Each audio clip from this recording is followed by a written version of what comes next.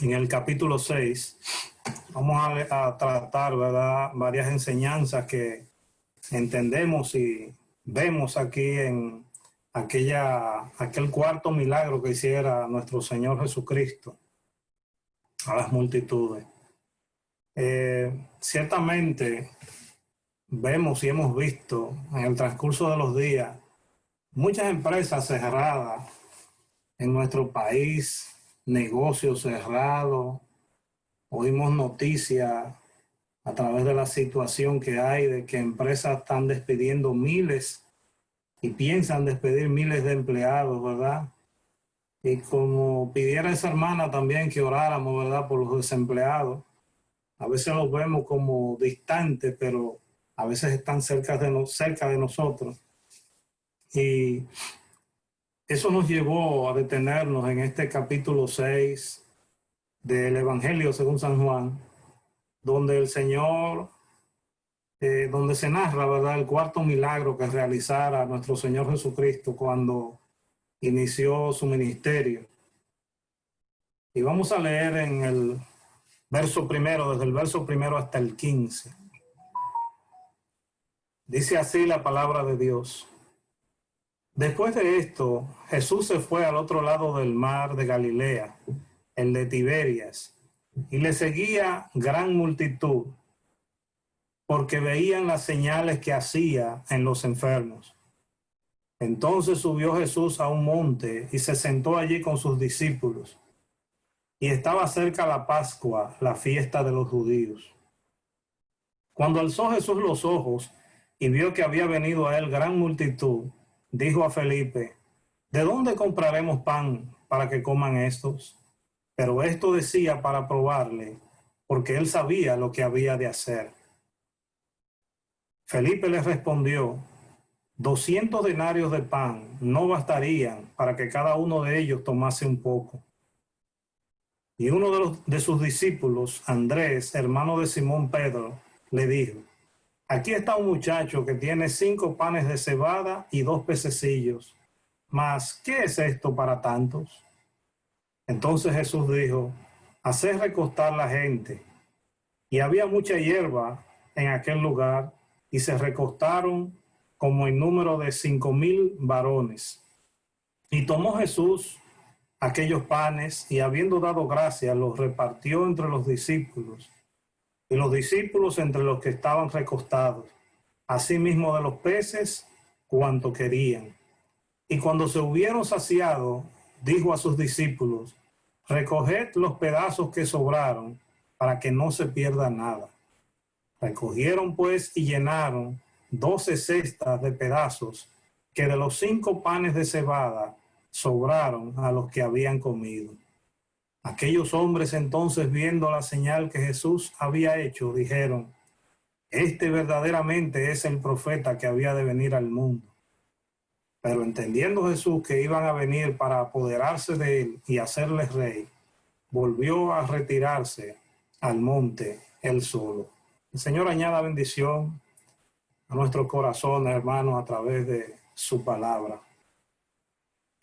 Vemos aquí ese cuarto milagro, como dijera, de nuestro Señor y Salvador Jesucristo. Y el texto inicia, dice el verso 1, después de esto, refiriéndose, ¿verdad?, al anterior milagro que había sucedido, no necesariamente momentos antes, porque él no nos los narra, solamente la Escritura nos dice después de esto. El Señor, el milagro anterior que había hecho era la sanidad de aquel paralítico del estanque, ¿verdad?, de Betesda, al cual le había devuelto la sanidad, al cual el Señor le había dicho: levántate, toma tu lecho y vete a tu casa. Y dice la Escritura que esto fue en un día de sábado, y esto molestó bastante a los judíos y estaban detrás de él. Dicen los versos anteriores que incluso buscaban matarle, porque él decía que su padre trabajaba y él aún trabajaba, no importando, ¿verdad?, que fuera sábado, y ellos entendieron que con esto él decía que era aún mayor que el mismo sábado, porque él se hacía, según los judíos, nosotros sabemos que era la verdad, hijo de Dios. Y el Señor da, ¿verdad?, le da a ellos aquí le da un testimonio en todo el verso 5, varias enseñanzas, ¿verdad?, a todos los que estaban allí presentes.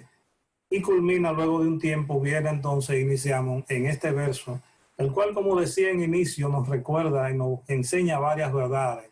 En medio de la situación actual que estamos viviendo, una situación de escasez, aunque hasta ahora, gracias al Señor, nos ha provisto a todos, pero eso no quita que hay muchas personas que han perdido su trabajo.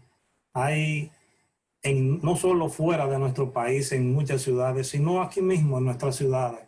Vemos grandes negocios cerrados y la pregunta es, ¿qué están haciendo esos padres de familia que mantenían a sus hijos desde ese negocio, desde ese trabajo el cual ellos tenían?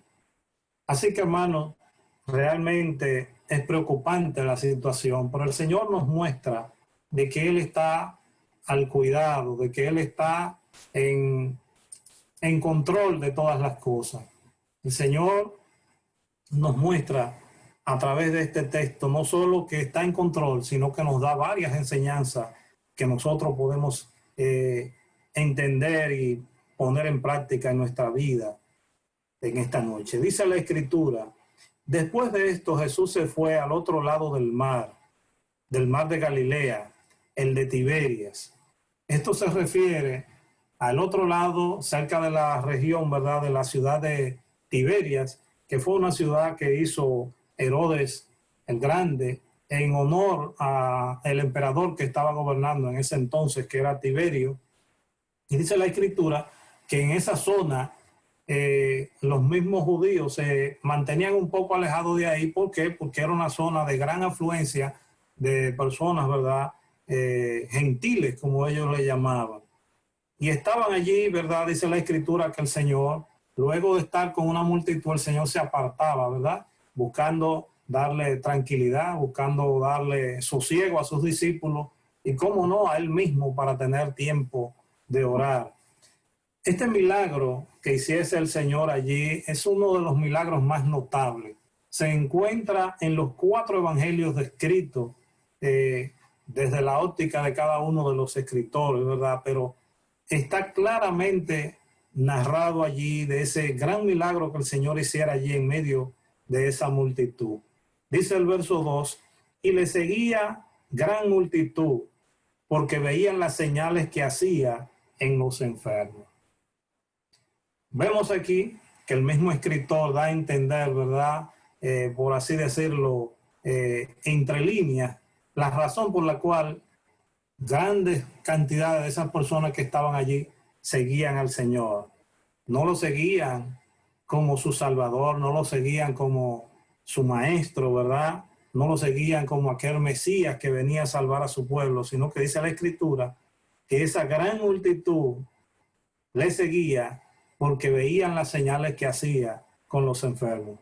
Y si vemos en otro texto, en otro de los evangelios, vemos que el Señor, aún ellos viniendo con esas intenciones, dice que el Señor sanaba a todos los enfermos y todas las dolencias de los que estaban allí en medio de esa multitud. Y dice la Escritura que en el verso siguiente, dice que el Señor Jesús subió a un monte, o sea, la multitud estaba allí.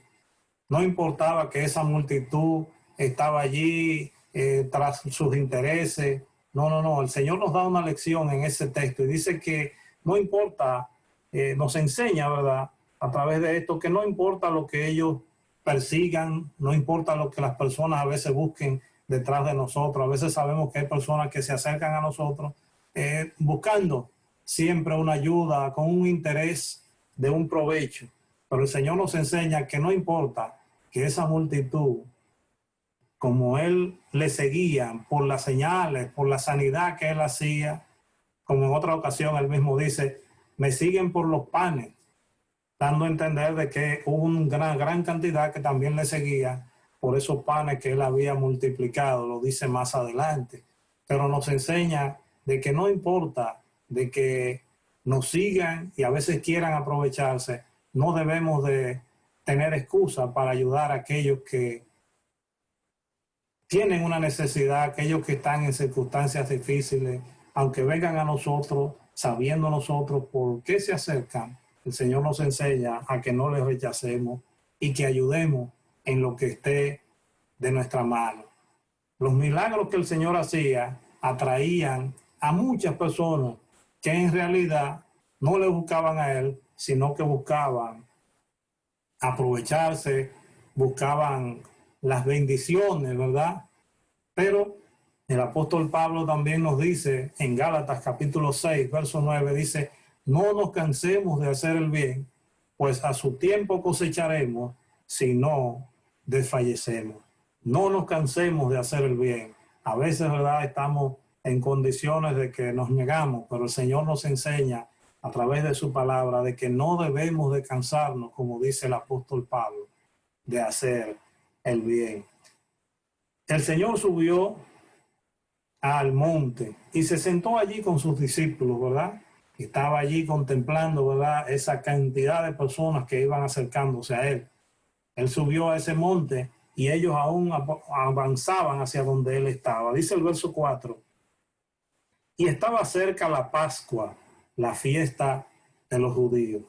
Eso nos da a entender, ¿verdad?, que aunque esta región donde Él estaba era una región apartada, quizás algunos eruditos dirán, pero 5,000 hombres, sin contar las mujeres y los niños, en pequeña, una cosa que las aldeas de ese entonces eran pequeñas, no eran de más de 500 o 600 gente, y dice la escritura que 5,000. Bueno, lo que la palabra de Dios nos enseña es que estaba cerca la fiesta de la Pascua, ¿verdad? Y era una costumbre de los judíos observar religiosamente los 30 días anteriores a la Pascua. O sea que en esos días llegaban muchas personas a Jerusalén para participar de la fiesta. Recordemos que Jerusalén, ¿verdad? En Jerusalén estaba el templo, que era hasta ese momento el lugar de adoración. Entonces, los judíos que vivían en el exterior, ¿verdad?, muchas personas, los llamados prosélitos, y todos, quizás muchos otros con otras intenciones, pero también iban a adorar, y en ese tiempo se juntaba gran multitud allí en Jerusalén, lo que quiere decir que los campos estaban llenos, ¿verdad?, de personas con necesidades, de extranjeros que venían a participar de las fiestas. Notamos, ¿verdad?, aquí algo entre líneas, y es como dice el apóstol Juan, dice, estaba cerca la fiesta de los judíos, ¿verdad? Notamos un tono ahí. No era aparentemente la fiesta del Señor. ¿Por qué? Porque sabemos cómo estaban los judíos que preparaban esa fiesta. Muchos que participaban en ella fueron los mismos que crucificaron al Señor. Lo que quiere decir que sus corazones no estaban realmente como Dios quería. Por eso dice el apóstol cuando escribe en esa, la fiesta de los judíos, no la fiesta del Señor. Por eso es una nota al margen. Dice el verso 5, cuando alzó Jesús los ojos y vio que había venido a él gran multitud, habló, le dijo a Felipe, ¿qué pasó? Dice que lejos el Señor de sentirse incómodo, ¿verdad?, por aquella gran multitud, cuando el Señor mira, ¿verdad?, alza los ojos y ve que había venido esa gran multitud a él, el Señor no se enojó. Sabemos y recordamos que él se apartaba, ¿verdad?, para tener un poco de tranquilidad, para darle descanso a sus discípulos que estaban constantemente con él. Pero dice la Escritura de que cuando él vio y levantó los ojos allí y vio esa gran multitud, no se sintió incómodo, sino que se preocupó por ella. El evangelista Marcos, cuando describe esta porción, ¿verdad?, de este milagro, dice que Jesús se conmovió al verlo porque los veía como ovejas que no tenían pastor. Esto nos da otra enseñanza, hermanos, y es a aceptar, ¿verdad?, no hacer acepción de personas por su condición física, por, como decía anteriormente, por las intenciones con que se acercan a nosotros. El Señor era abierto y recibía a todos y cada uno de aquellos, ¿verdad?, que se acercaban a Él buscando, ¿verdad?, quizás algo material, pero también espiritual. El Señor aprovechaba y les enseñaba. Y con eso el Señor nos enseña de que también nosotros tenemos que ser abiertos. Él no se molestó por esa gran multitud que se acercaba a él. Recordamos, ¿verdad?, también cómo él reprendió a los discípulos cuando impedían que los niños fueran a él. Él los reprendió y le dijo, no, dejen que los niños se acerquen a mí, porque de los tales es el reino de los cielos. Y nos enseña, ¿verdad?, esto. Pero hay un detalle también, y es que ahí el Señor le hace una pregunta a Felipe. Le dijo a Felipe, ¿de dónde compraremos pan para que coman estos? O sea, él no solo se preocupó al verlos allí como ovejas que no tenían pastor, sino que se preocupó por el sustento. ¿Pero por qué a Felipe? Bueno, algunos estudiosos dicen que Felipe, ¿verdad?, era de Betsaida, la aldea quizás más cercana, a unos 14 kilómetros de allí, y lógicamente, ¿verdad?, debía ser él quien pudiese conseguir el pan, porque podía conocer toda la región, quizás sabía dónde podían vender ese pan, pero recordemos otra cosa, y fue que Felipe fue uno de los primeros 4 discípulos del Señor. O sea que Felipe estuvo con el Señor Jesús en las bodas de Caná de Galilea.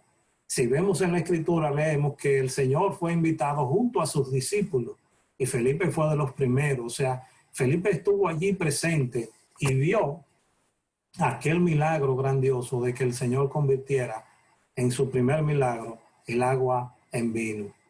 Todos sabemos que realizó ese milagro y Juan el escritor también añade a esto, dice que esto decía para probarlo, ¿verdad? El verso 6 dice, pero esto decía cuando él le preguntó, ¿de dónde compraremos pan para que coman esto?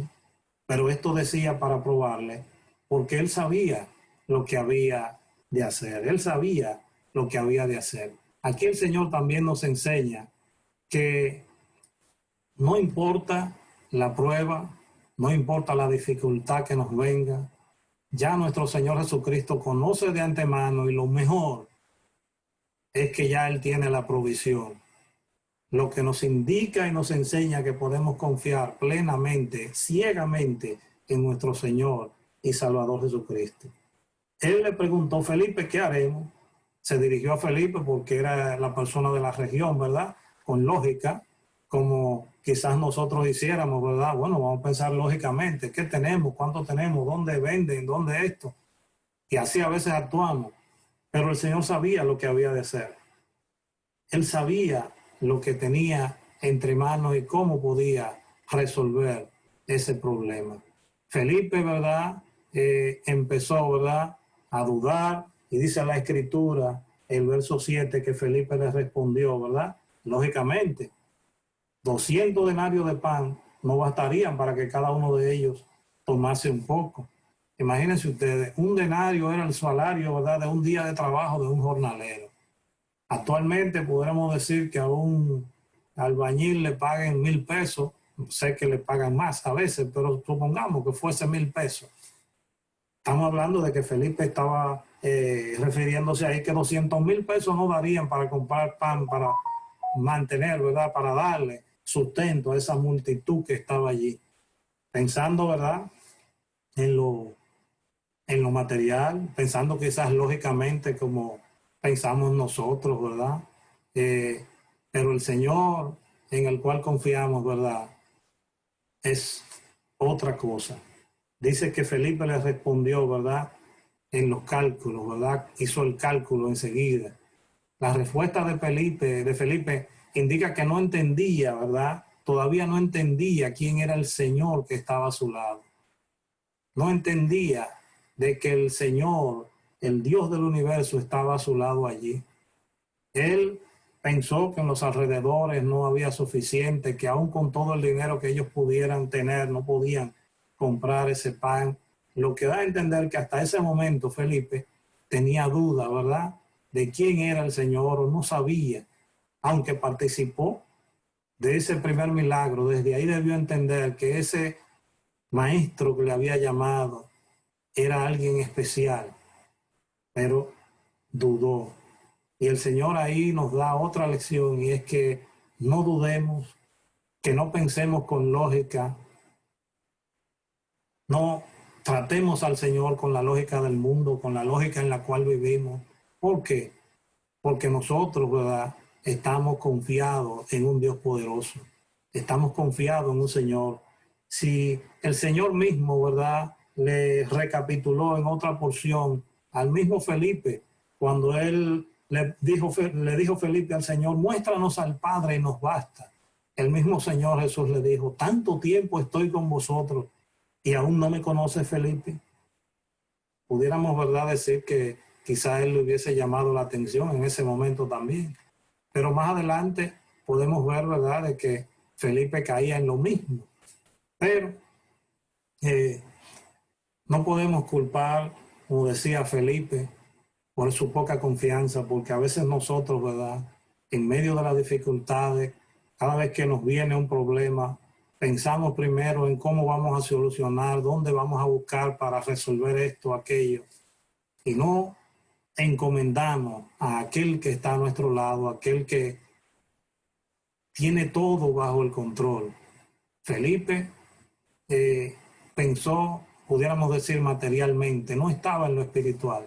Y el Señor nos enseña que en medio de las situaciones, en medio de las dificultades, debemos entender que servimos a un Dios poderoso, a un Dios que es real, a un Dios que ante todas las cosas es un Dios sobrenatural. ¿Por qué? Porque actúa de una manera sobrenatural. Cuando nosotros no podemos, cuando las cosas se nos escapan de las manos, ahí es que el Señor viene y actúa en cada una de nuestras vidas.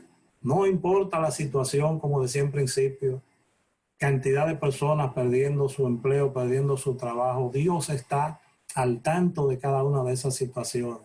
Y especialmente a sus hijos, el Señor está pendiente de cada uno de ellos. Dice el verso 8, dice, entonces uno de sus discípulos, Andrés, hermano de Simón Pedro, le dijo, aquí está un muchacho que tiene 5 panes de cebada y 2 pececillos. ¿Mas qué es esto para tantos? ¿Qué es esto para tantos? Dice Andrés. Vemos aquí, ¿verdad?, la actitud de Andrés y del niño, que aunque con dudas, ¿verdad?, pero trajo todo lo que tenía a las manos del Señor.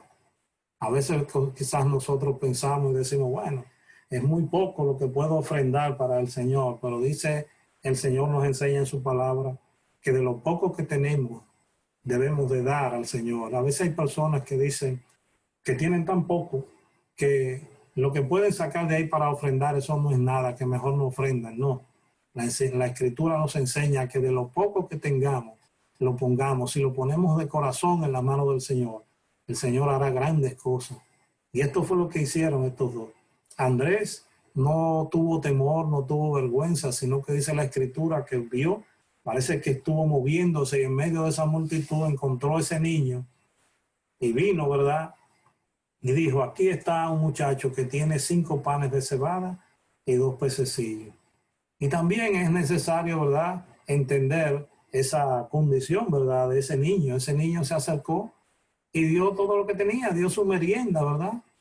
Aunque Andrés se acercó con duda, entiendo a través de la Escritura que el niño fue y ofreció todo lo que tenía. Y aunque el pan de cebada era un pan de pobre, porque realmente era así en esa época, el pan que se hacía de la cebada era un pan para la clase pobre. Aunque fue así, no era un pobre alimento. Con eso Jesús realizó el milagro y dice la Escritura, ¿verdad?, de que obró grandemente y sustentó a todas esas personas. Eso nos recuerda, ¿verdad?, que con lo poco que hay el Señor hace grandes cosas. Nos recuerda, ¿verdad?, al profeta Elías cuando estaba con la viuda de Sarepta en Primera de Reyes 17. Cómo esa viuda tenía ese poquito de harina, ¿verdad?, de cebada para hacer una torta y morirse ella y su hijo.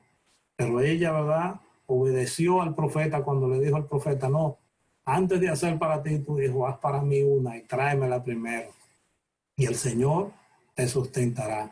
Y así fue, así fue. Dice que entonces el Señor, verso 10, entonces Jesús le dijo, haced recostar la gente. Y había mucha hierba en aquel lugar y se recostaron como en número de 5,000.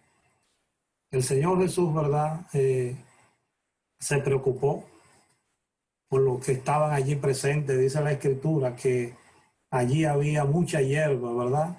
Lo que indica que era un lugar aparentemente agradable para recostarse. Si leemos otros de los evangelios, dice la Escritura de que los dividieron en grupos de 100 y en grupos de 50.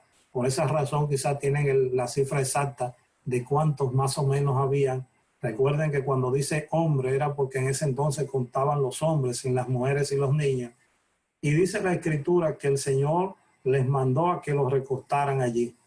¿Qué vemos aquí en esto? Bueno, esto en esta porción también nos trae el recuerdo, ¿verdad?, del profeta Isaías en su capítulo 55, verso 1, cuando dice: venid a las aguas, venid y comprad sin dinero y sin precio vino y leche, ¿verdad? Cuando el profeta allí habla y hace ese llamado a toda la humanidad a que venga hacia donde el Señor, a encontrar el sustento, ¿verdad?, a las aguas, para que compren sin precio y sin dinero vino y leche. En otras palabras, sustento gratuito que el Señor ofrece. Pero también una imagen del Evangelio que debe ser predicada a toda criatura, sin excepción, ¿verdad?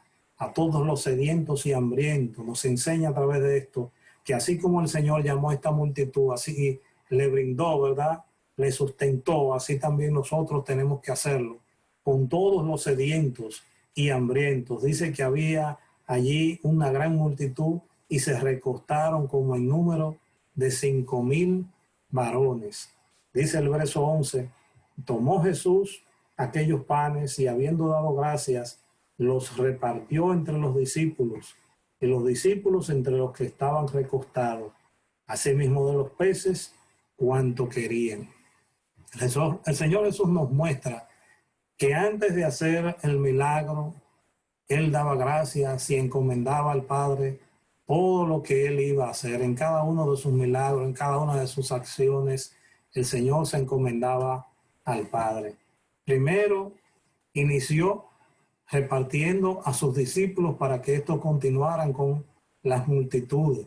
Lo que nos enseña que las bendiciones materiales o espirituales que recibimos del Señor, debemos también de compartirla con los demás como buenos administradores. Aquí cada uno de los discípulos, ¿verdad?, los 12, se encargaron de ir repartiendo a todas las multitudes. Dice el Señor, dice la Escritura que el Señor tomó aquellos panes y habiendo dado gracias los partió entre los 12 discípulos que estaban allí con Él, y estos a su vez empezaron a repartirlo, ¿verdad?, a toda la multitud que estaba allí recostada. También, no solo los panes, sino los peces. Y dice la Escritura en el verso 12: y cuando se hubieron saciado, dijo a sus discípulos, cuando se hubieron saciado, en otras palabras, no fue que dio pedacito, ¿verdad?, y tomamos como cuando tomamos la comunión, que nos dice la Escritura que ahí el que comía poco comió suficiente para llenarse, el que comía mucho comió suficiente también para llenarse. En otras palabras, todos se saciaron. El Señor allí le dijo a sus discípulos: recoger los pedazos que sobraron para que no se pierda nada. Otra enseñanza más. El Señor, ¿verdad?, nos enseña varias cosas. Primero, no mandó a recoger migajas que hayan quedado. Recordemos que en principio el Señor, habiendo dado gracias, ¿verdad?, repartió los panes y los peces.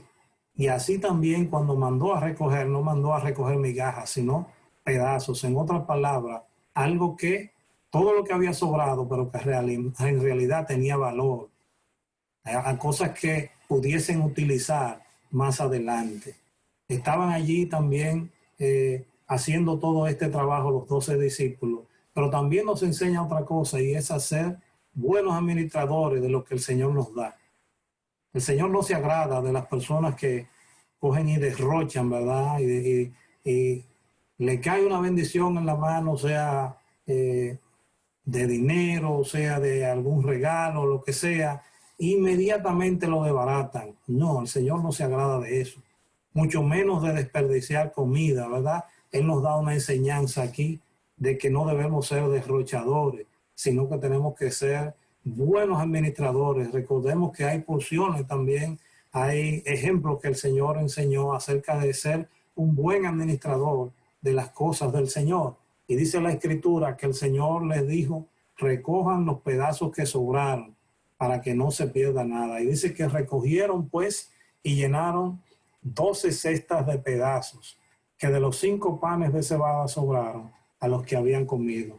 En otras palabras, cada uno de los 12 discípulos salió con su canasta y volvieron con ellas llenas y dieron, ¿verdad? Y rindieron el informe al Señor. Mire, todo lo que ha quedado. Ahí entendieron los discípulos también, y entendemos nosotros que cuando el Señor da en abundancia, no da con escasez, no da con estreñimiento, no da para que ayudar un poquito, sino que da en abundancia. Por eso hay una escritura por ahí que dice que es mejor dar que recibir. Y eso realmente, hermano, hay que vivirlo. Eso es algo tan cierto y tan práctico. ¿Por qué? Porque si usted da, es mucho mejor que recibir, porque usted está en abundancia, está dando. Y el Señor, al que da, ¿verdad?, multiplica. ¿Por qué? Porque usted está siendo instrumento del Señor para bendecir a otros. Pero mientras usted lo que recibe lo acumula, ¿qué pasa? Hay un ejemplo, ¿verdad? Recuerdan el maná cuando el Señor le dijo a los israelitas, ¿verdad? Cuando estaban allí en el desierto, solamente recojan lo necesario para cada día. Y vinieron uno, ¿verdad? Y recogieron para guardar para el día de mañana, ¿verdad? Abundancia, buscando. Dice la Escritura que todo se le pudrió, se le llenó de gusanos. ¿Qué quiere decir esto? Que el Señor da en abundancia, pero con control, ¿verdad? Hay que cumplir lo que el Señor nos manda. Dice que luego de que recogieron todas estas cestas, ¿verdad? Aquellos hombres, verso 14, aquellos hombres que estaban allí, ¿verdad? Recuerden que en el inicio el escritor dice que estos venían porque veían las señales que el Señor hacía a los enfermos. Y aquí hay otro ejemplo que el Señor nos da. Aquellos hombres entonces, viendo la señal que Jesús había hecho, dijeron, este verdaderamente es el profeta que había de venir al mundo. En otras palabras, tenían conocimiento de la escritura de Moisés al pueblo israelita, ¿verdad? De que vendría un Mesías Salvador. Pero estos hombres estaban en lo material, ¿verdad? Estaban pensando en lo físico. Estaban pensando en que venía un Mesías que nos iba a libertar del yugo de los romanos. No entendieron tantas enseñanzas que el Señor les mostró y estaban solamente en lo material. ¿Qué dice el verso 15? Dice, pero entendiendo Jesús que iban a venir para apoderarse de él y hacerle rey, volvió a retirarse al monte él solo.